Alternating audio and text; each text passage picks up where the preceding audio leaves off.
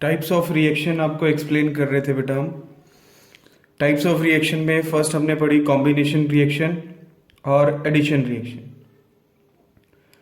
Combination और addition में आपको पढ़ाया कि जब दो या दो से ज़्यादा रिएक्टेंट कंबाइन करके एडिशन करके एक सिंगल प्रोडक्ट बनाते हैं उसको बोलते हैं कॉम्बिनेशन रिएक्शन। सेकंड डीकम्पोजिशन, जिसमें एक कंपाउंड सिंपलर कंपाउंड्स में ब्रेक डाउन हो जाता है।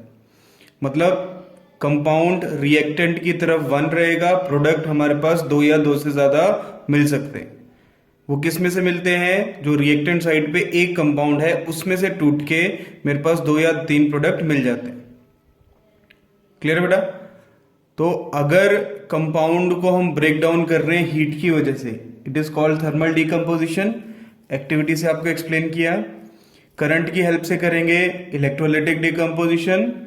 थर्ड, अगर हम करेंगे उसको सनलाइट की हेल्प से, it is called photolytic decomposition. Next जो हम पढ़ेंगे टाइप ऑफ रिएक्शन में, it is called displacement reactions. नाम से ही क्लियर हो रहा है, डिस्प्लेसमेंट, डिस्प्लेस करना, किसी एलिमेंट को डिस्प्लेस करना, कहां से? उसकी जगह से। It is called displacement reaction. Definition हम पढ़े तो डेफिनेशन क्या होगी? A reaction in which a most reactive metal और non metal displaces a least reactive metal or non-metal from its salt solution। वो रिएक्शन जिसमें एक reactive metal, most reactive metal displaces a least reactive metal from its salt solution। Clear है? Example से समझते हैं। बहुत simple example ले रहा हूं, AB+C, ये एक सॉल्ट सॉल्यूशन है बेटा, जिसमें A क्या है? मेटल, CB क्या है? मेटल। अब C जो है, it is most reactive metal then A. C A से ज्यादा रिएक्टिव है, उसकी वजह से क्या होगा? सी ए की जगह ले लेगा, प्रोडक्ट मिलेगा CB प्लस ए। क्लियर है? प्रोडक्ट इज CB प्लस ए। तो ये सॉल्ट सॉल्यूशन बन गया। किसका सॉल्ट सॉल्यूशन बना? सी का। ये किसका सॉल्ट सॉल्यूशन था? ए का।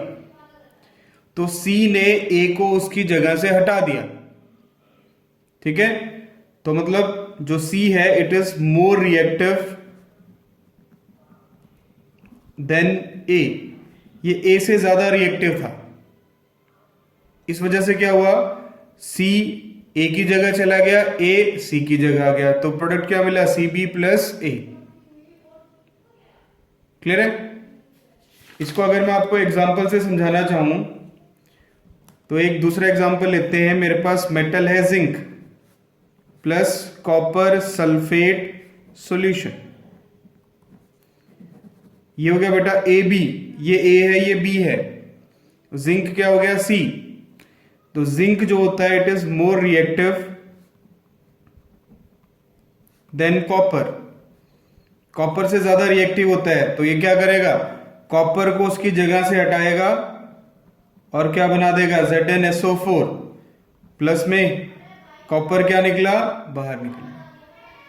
इस रिएक्शन को हम क्या बोलते हैं? Displacement reaction, metal displacement reaction, जिसमें एक मोर रिएक्टिव मेटल एक लीस्ट रिएक्टिव मेटल को डिस्प्लेस कर रही है। क्या बोलेंगे? Metal displacement reaction. एक्टिविटी से समझाते हैं बेटा आपको और डिटेल में। एक्टिविटी कर रहे हैं हम, किसकी एक्टिविटी कर रहे हैं? डिस्प्लेसमेंट रिएक्शन की।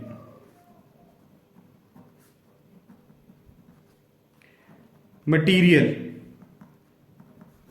एक्टिविटी के लिए मटेरियल क्या चाहिए मेरे को, test tube, stand, copper sulphate solution, iron nails. Displacement reaction की एक्टिविटी कर रहे हैं, ये मटेरियल चाहिए बेटा मेरे को। प्रोसीजर क्या है, कैसे करेंगे, take 3 iron nails, clean them by rubbing with sand paper। इनको सैंड पेपर से आप क्लीन करोगे। आयरन नेल लेने हैं आपने। Then take 2 test tube,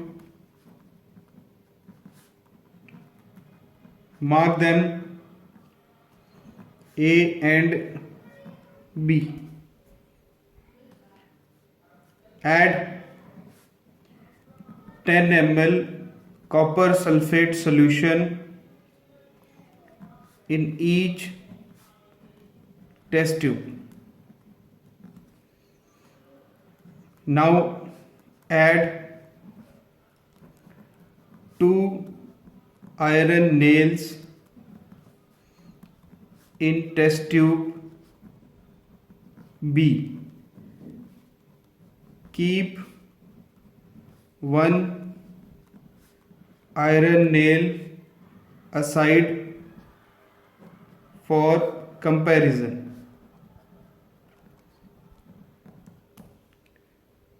clear है बेटा? Observe the changes after few hours। Procedure में हमने क्या किया, 3 आयरन नेल लेना बेटा हमने, उनको रबिंग सैंड पेपर से रब करके क्लीन करना है। 2 टेस्ट ट्यूब लेनी है, उनको ए और बी मार्क करना है। दोनों टेस्ट ट्यूब में कॉपर सल्फेट सॉल्यूशन डालना है, दोनों टेस्ट ट्यूब में डालना है। उसके बाद जो आयरन नेल डालनी है आपने, टोटल 3 आयरन नेल लेनी है। 2 iron nail test tube B में डालनी है, एक को साइड में रख लेना है ताकि बाद में आप कंपेयर कर सको। थोड़ी देर के लिए छोड़ देना है। कुछ घंटों के बाद क्या ऑब्जर्व करेंगे हम, ऑब्जर्वेशन देखते हैं।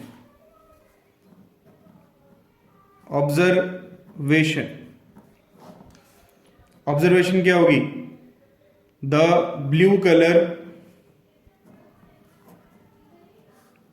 of solution in test tube B get fades।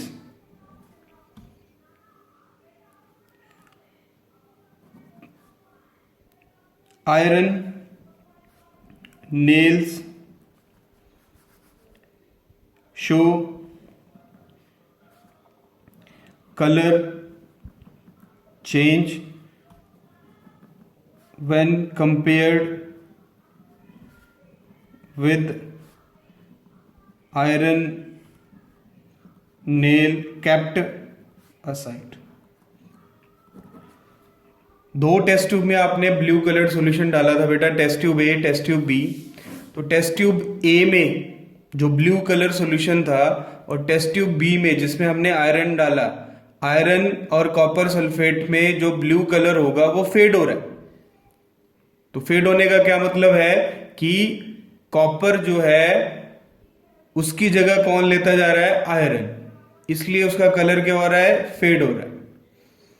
दूसरा ऑब्जर्वेशन क्या करेंगे, आयरन नेल जो है वो कलर चेंज शो करेगी compared with iron nail kept aside. Reaction क्या होगी इसमें, हमने आयरन नेल लिया, उसको किस में रखा, कॉपर सल्फेट सॉल्यूशन में रखा, रिएक्शन हुई।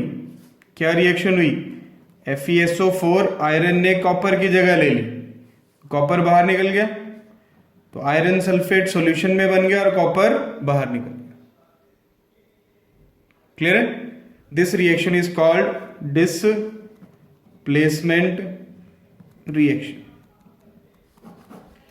क्या होते हैं displacement reaction? Reaction in which a highly reactive metal displaces a least reactive metal from its salt solution। याद रहेगा बेटा।